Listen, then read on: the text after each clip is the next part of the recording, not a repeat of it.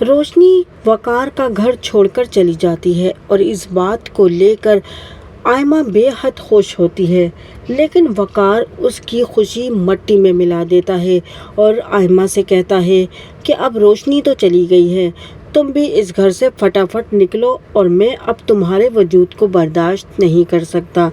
वकार जब आयमा को घर से धक्के देकर निकालने लगता है तो तभी हम देखते हैं कि वजी भाई घर वापस आ जाते हैं और वो आते ही वकार को डांटने लगते हैं। कहते हैं कि अगर रोशनी तुम्हारी किसी बात से नाराज़ होकर चली गई है तो इसमें आयमा का क्या कसूर है। वकार वजी भाई से कहता है कि सारा कसूर इसी आयमा का है। मैं अगर आपको इसकी हकीकत बता दूं तो आप भी इस लड़की से नफरत करने लग जाओगे।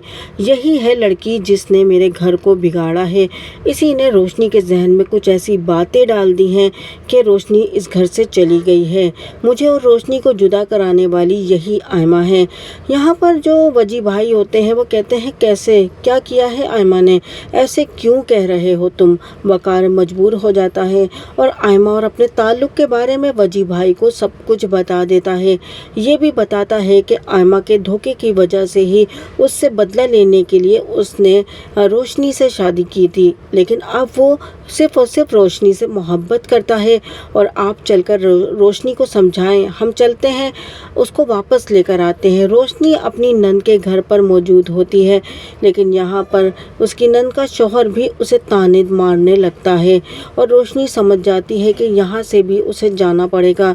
तभी वजी भाई और वकार दोनों लेने के लिए आते हैं रोशनी को और यहाँ पर रोशनी इन हालात को देखते हुए वकार से कहती है कि अगर आयमा उस घर में है तो वो हरगिज़ उस घर में नहीं जाएगी।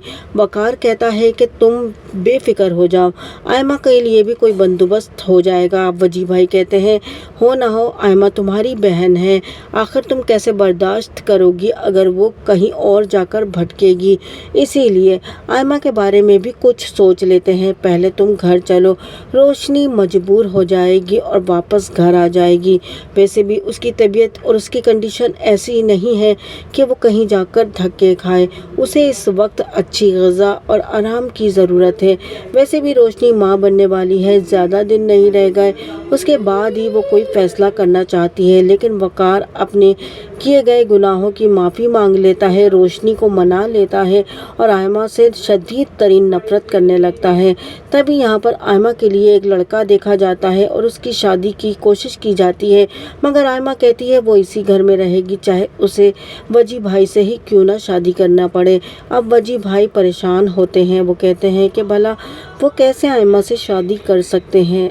आयमा और उनमें एज डिफरेंस बहुत ज़्यादा है। अब देखना ये है कि आने वाले एपिसोड में क्या आयमा जो है वजी भाई से वाकई शादी करेगी या वो कोई और ही गेम खेल रही है वकार की दौलत को हथियाने के लिए।